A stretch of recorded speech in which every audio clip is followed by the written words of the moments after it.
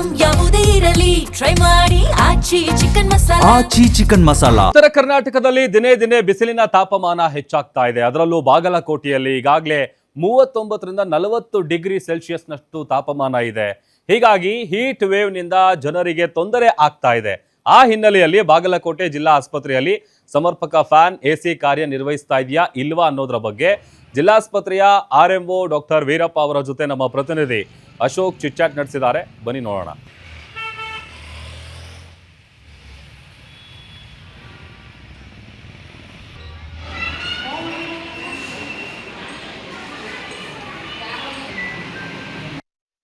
ಬೇಸಿಗೆ ಆರಂಭವಾದರೆ ಸಾಕು ಉತ್ತರ ಕರ್ನಾಟಕ ಭಾಗದಲ್ಲಿ ಸಾಕಷ್ಟು ಬಿಸಿಲಿನ ತಾಪಮಾನ ಹೆಚ್ಚಾಗುತ್ತಾ ಹೋಗುತ್ತೆ. ಪ್ರತಿ ವರ್ಷ ಕೂಡ ಇಲ್ಲಿ 40, 45, 48 ಡಿಗ್ರಿವರೆಗೂ ಕೂಡ ಬಾಗಲಕೋಟೆ, ವಿಜಯಪುರ, ಗುಲ್ಬರ್ಗ, ಬೀದರ್ ಈ ಭಾಗಗಳಲ್ಲಿ ಹೆಚ್ಚಿನ ಬಿಸಿಲಿನ ತಾಪಮಾನ ಹೆಚ್ಚಾಗ್ತಾ ಹೋಗುವಂಥದ್ದು. ನಿನ್ನೆಷ್ಟೇ ಬೀದರ್ನಲ್ಲಿ ಓರ್ವ ಯುವಕ ಬಿಸಿಲಿನ ತಾಪಮಾನದಿಂದ ಹೆಚ್ಚಾಗಿ ಸಾವನ್ನಪ್ಪಿರುವಂಥ ಘಟನೆ ನಡೆದಿರುವಂಥದ್ದು. ನಾನಿದೀಗ ಬಾಗಲಕೋಟೆಯ ಜಿಲ್ಲಾಸ್ಪತ್ರೆ ಆವರಣದಲ್ಲಿರುವಂಥದ್ದು. ಇಲ್ಲಿ ಬಿಸಿಲಿನ ತಾಪಮಾನಕ್ಕೆ ಈಗಾಗಲೇ ಸಾಕಷ್ಟು ಸಿದ್ಧತೆಗಳನ್ನು ಜಿಲ್ಲಾಸ್ಪತ್ರೆ ಆಡಳಿತ ಸಿಬ್ಬಂದಿ ಮಾಡ್ಕೊಂಡಿರುವಂಥದ್ದು ನೀವು ನೋಡ್ತಾ ಇರ್ಬೋದು. ಇಲ್ಲಿ ಈಗಾಗಲೇ ಈ ಒಂದು ICU ಏನಿದೆ, ಇಂಟೆನ್ಸಿವ್ ಕೇರ್ ಏನಿದೆ, ಈ ರೂಮ್ನಲ್ಲಿ ಬಿಸಿಲಿನ ತಾಪಮಾನದಿಂದ ಬಂದಂತಹ ಪೇಷಂಟ್ಗಳಿಗೆ ಸಾಕಷ್ಟು ವ್ಯವಸ್ಥೆಯನ್ನ ಇಲ್ಲಿ ಮಾಡ್ಕೊಳ್ಳಲಾಗಿದೆ.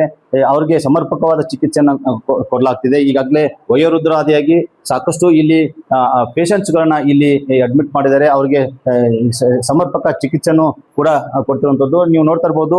ಇಲ್ಲಿ ಬಿಸಿಲಿನ ತಾಪ ಹೆಚ್ಚಾದ್ರೆ ಅವರಿಗೆ ಸಮರ್ಪಕವಾಗಿ ಏನು ಪ್ರತಿಕೂಲ ವಾತಾವರಣ ನಿರ್ಮಾಣವಾಗಲಿಕ್ಕೆ ಎಸಿಗಳನ್ನು ಕೂಡ ಇಲ್ಲಿ ಅಳವಡಿಸಲಾಗಿರುವಂಥದ್ದು. ಸುಮಾರು ಇಲ್ಲಿ 2 ಎಸಿಗಳು ಇರುವಂಥದ್ದು. ಒಟ್ಟಾರೆ ಏನು ಚಿಕಿತ್ಸೆ ಕೊಡಲಿಕ್ಕೆ ಇಲ್ಲಿನ ಏನು ವೈದ್ಯಾಧಿಕಾರಿಗಳು ಸಾಕಷ್ಟು ತಯಾರಿಗಳನ್ನು ಮಾಡ್ಕೊಂಡಿದ್ದಾರೆ. ನಮ್ಮ ಜೊತೆಗೆ ಇದೀಗ ಏನು ಜಿಲ್ಲಾಸ್ಪತ್ರೆಯ RMO ಆದಂತಹ ವೀರಪ್ಪ ಸರ್ ನಮ್ಮ ಜೊತೆಗೆ ಇದ್ದಾರೆ. ಅವ್ರನ್ನ ಕೇಳ್ತಾ ಹೋಗೋಣ ಯಾವ ರೀತಿ ಸಿದ್ಧತೆ ಇದೆ ಅಂತ. ಸರ್, ಇದೀಗ ಹೀಟ್ ವೇವ್ಸ್ ಜಾಸ್ತಿ ಆಗ್ತಿದೆ ಉತ್ತರ ಕರ್ನಾಟಕ ಭಾಗದಲ್ಲಿ, ಅದರಲ್ಲೂ ಬಾಗಲಕೋಟೆ ಇವತ್ತು 39 ಡಿಗ್ರಿ ಸೆಲ್ಸಿಯಸ್ ಇರುವಂಥದ್ದು. ಅಂತ ಪೇಷಂಟ್ಸ್ಗಳು ಬಂದ ಹೀಟ್ ವೇವ್ಸ್ ನಿಂದ ಬಂದಂತಹ ಪೇಷಂಟ್ಸ್ಗಳಿಗೆ ತಾವು ಯಾವ ರೀತಿ ಸಿದ್ಧತೆ ಮಾಡ್ಕೊಂಡಿವಿ ಸರ್? ಸುಮಾರು ನಮ್ಮಲ್ಲಿ ಒಂದು 20 ಬೆಡ್ ICUಗಳಿದ್ದಾವೆ. ಸೊ ಯಾವ್ದಾದ್ರು ನಮಗೆ ಹೀಟ್ ಸ್ಟ್ರೋಕ್ ಬಂದರೆ ಬಿಸಿಲಿನ ತಾಪಮಾನದಿಂದ ಬರುವ ತೊಂದರೆಗಳಿಗೆ ICU ಬೆಡ್ಗಳು ಒಂದು 3 ಬೆಡ್ಗಳನ್ನು ನಾವು ಖಾಲಿ ಇಟ್ಟಿದ್ದೇವೆ ಅದಕ್ಕಾಗಿ. ಮತ್ತೆ ಉಳಿದಂತೆ ನಮ್ಮಲ್ಲಿ ವಿದ್ಯುತ್ ಸರಬರಾಜು ಸ್ವಯಂ ಚಾಲಿತವಾದ ಜನರೇಟರ್ಗಳು 2 ಇದ್ದಾವೆ. ಮತ್ತೆ ಸದಾ ರೋಗಿಗಳಿಗೆ ಈ ಫ್ಯಾನ್ ವ್ಯವಸ್ಥೆ ಮತ್ತು ಅತ್ಯಂತ ಈಗ ತೀವ್ರತಮ ರೋಗ ಇರತಕ್ಕಂಥ ICUಗಳಲ್ಲಿ, ಆಪರೇಷನ್ ಥಿಯೇಟರ್ಗಳಲ್ಲಿ ಸದಾ AC ವ್ಯವಸ್ಥೆಯನ್ನು ಕೂಡ ನಾವು ವಹಿಸಿದ್ದೇವೆ. ಈಗ ಕಳೆದ ತಿಂಗಳಲ್ಲೇ ಸುಮಾರು 32 ACಗಳನ್ನು ನಾವು ಫಿಕ್ಸ್ ಮಾಡಿದ್ದೇವೆ, ಸುಮಾರು 20 ಲಕ್ಷ ರೂಪಾಯಿ ವೆಚ್ಚದಲ್ಲಿ. ಮತ್ತೆ ಇರ್ತಕ್ಕಂಥ ಆಪರೇಷನ್ ಥಿಯೇಟರ್ ಸೆಂಟ್ರಲ್ ACಗಳು ಕೂಡ ಹೊಸದಾಗಿ ಇದನ್ನು ನವೀಕರಿಸಿದ್ದೀವಿ.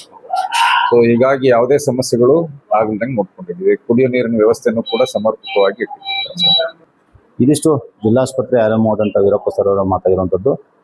ಅವರು ಹೇಳ್ತಾ ಇರೋದು ಹೀಟ್ ಸ್ಟ್ರೋಕ್ ಏನು ಹೀಟ್ ವೇವ್ಸ್ನ ಏನು ತಪ್ಪಿಸ್ಕೊಳ್ಳಲಿಕ್ಕೆ, ಅದು ಸುರಕ್ಷತೆಯನ್ನು ಕ್ರಮ ಕೈಗೊಳ್ಳಲಿಕ್ಕೆ ಸಾಕಷ್ಟು ದಾರಿಗಳಿದೆ. ಏನು ಮಧ್ಯಾಹ್ನದ ಬಿಸಿಲಿನಲ್ಲಿ ಯಾವುದೇ ರೀತಿ ಹೊರಗಡೆ ಹೋಗದಂತೆ ನಾವು ನಮ್ಮನ್ನು ತಡೆದುಕೊಂಡು ಸುರಕ್ಷಿತವಾಗಿ ಮನೆಯಲ್ಲಿ ಉಳ್ಕೊಂಡ್ರೆ ಆ ರೀತಿಯ ಯಾವುದೇ ಹೀಟ್ ಸ್ಟ್ರೋಕ್, ಹೀಟ್ ವೇವ್ಸ್ನಿಂದ ನಾವು ಬಚಾವಾಗಬಹುದು ಅನ್ನೋ ಮಾತನ್ನು ಕೂಡ ಅವ್ರು ಹೇಳ್ತಿರುವಂಥದ್ದು. Ashok, guarantee news, Bagalkot.